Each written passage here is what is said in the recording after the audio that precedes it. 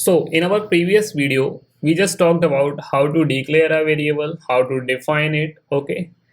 So in this video, we are going to talk about some variable naming rules. So actually what happens in JavaScript or in any other language, there are some rules which basically restricts how you can name your variables. And there are two rules basically in JavaScript, and they are: you can use any letter, digit, or symbol. Okay, you can use any letter, digit, but there is a restriction on symbols. You can only use this dollar symbol and this underscore symbol in your variable names. Also, the first character of any variable name cannot be a digit. So let me practically show you in my code editor. So this is your variable name, okay, this message, okay. Or if I say, like here, if I say let user, so here I have declared a new variable called user. So user is my variable name. Now there are some restrictions on how you can name your variable. So the first rule says that you can use letters, digits, and only two symbols, dollar and underscore. So let me show you this. So if we say, like I am saying user, sorry, user and name. So if I'm declaring this variable, then it's perfectly fine, okay, because it's following the rules. If I'm saying let test123, then it's again perfectly fine because it's again following the rules that we have just used the letters and digits, okay, and only two symbols are allowed, that are dollar and underscore. Okay, so both of these rules are followed here, and also our variable name is not starting with a digit. So if I say here let dollar equals 1, okay, so here I have declared and defined a variable called dollar, and then in the next statement I am saying let underscore equals 2, okay, and always keep in mind you have to end this statement using this semicolon, otherwise it's going to produce an error, okay. And now I am saying alert, and I want to add the values of this dollar and this underscore, so I just have to write the statement inside of alert, and now my JavaScript interpreter will calculate this value of dollar plus underscore for me. And note that these are valid variable names, because according to rule my variable name needs to contain only letters, digits, and only two symbols. These are dollar and underscore. Any symbol other than this is not allowed in variable names. Also, variable name cannot start with a digit. So let's now check what happens. And before this, I'm going to comment out these two alerts here. Okay, so for selecting multiple lines at a time, what you need to do, just hold the Alt keyword, okay, and then click on multiple lines to select multiple lines at a time. Now save this using Ctrl S, go back to your web browser, click refresh, and now you can see that the alert is saying 3, and that's because I have written here alert dollar plus underscore, and dollar's value is 1 and underscores 2, and that's why the sum is 1 plus 2, that's 3. And yes, it's clear. So now let me show you some variable names which are not valid variable names. That means they are not according to the rules that are there. So this variable name, you can see I have written let1a. This is not a variable name which is valid because it's starting with a number. And then another variable name which is not following the rule, let my name here. What's the mistake in this variable name? I have used another special character or symbol other than these two which are allowed, dollar and underscore. Here I have used hyphen. So these two are invalid variable names because here I have started, okay, this is invalid because I have started variable name with a digit, okay, so that's why it's not valid. And the reason for its invalidity is,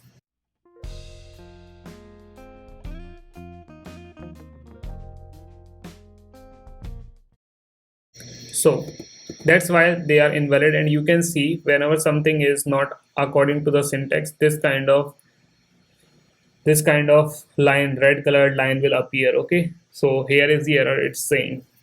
And now if you save this, go back to your web browser and click refresh, then you will be able to see the error in your console. Okay, so it's saying uncaught syntax error, invalid or unexpected token in JavaScript file, line number 37.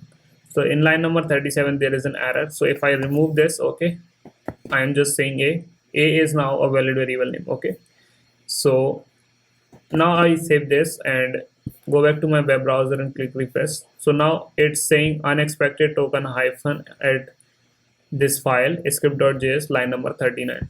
So now you can see in this file script.js, line number 39, there is this unexpected thing in the variable name, and that is this hyphen. Okay, so I hope the concept of variable naming rules is very clear to you now.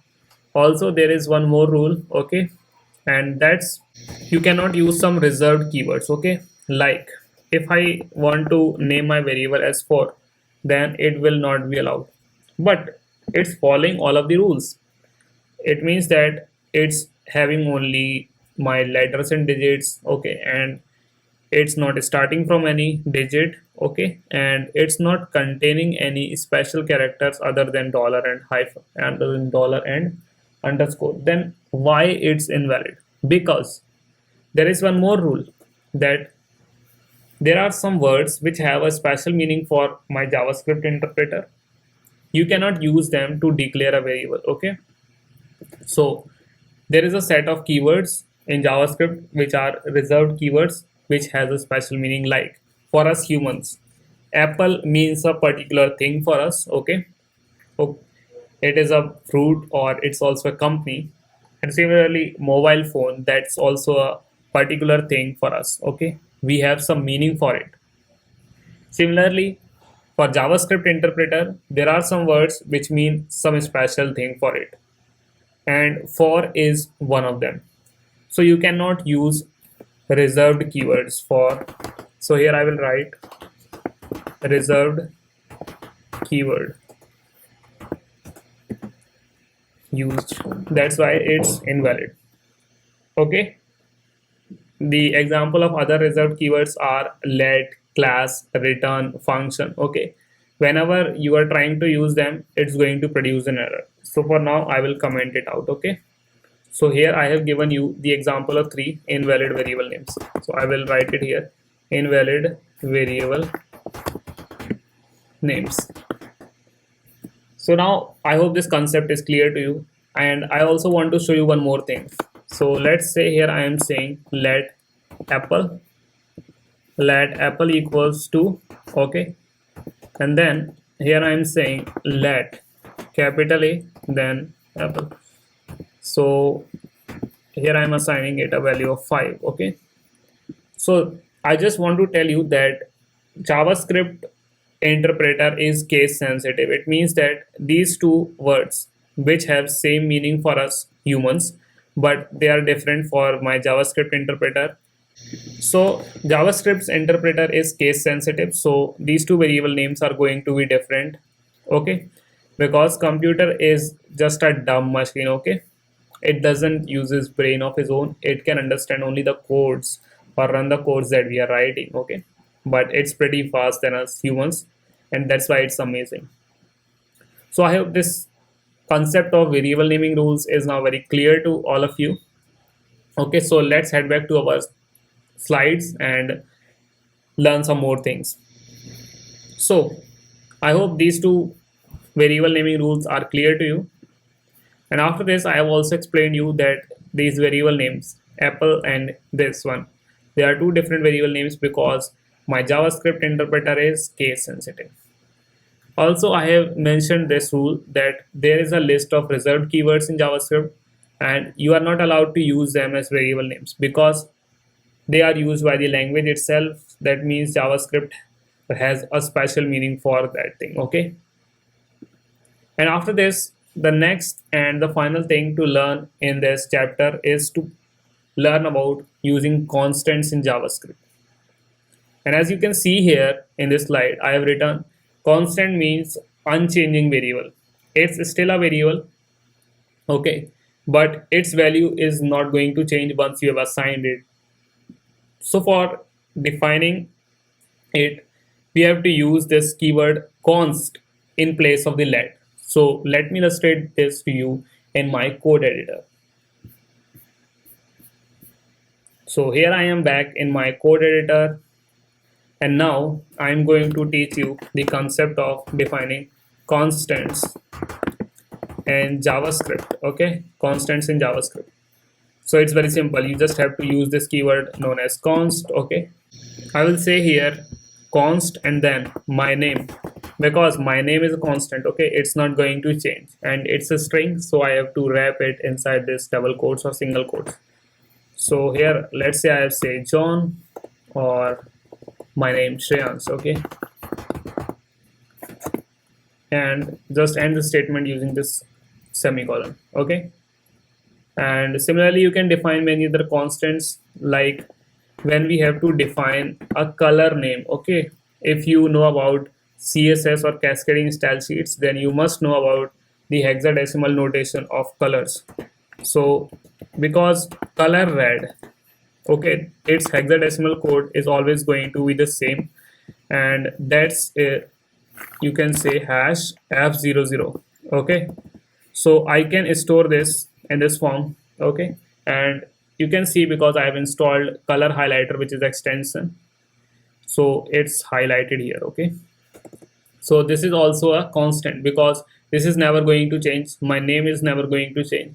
So for defining and declaring constants in JavaScript, you have to use this const keyword.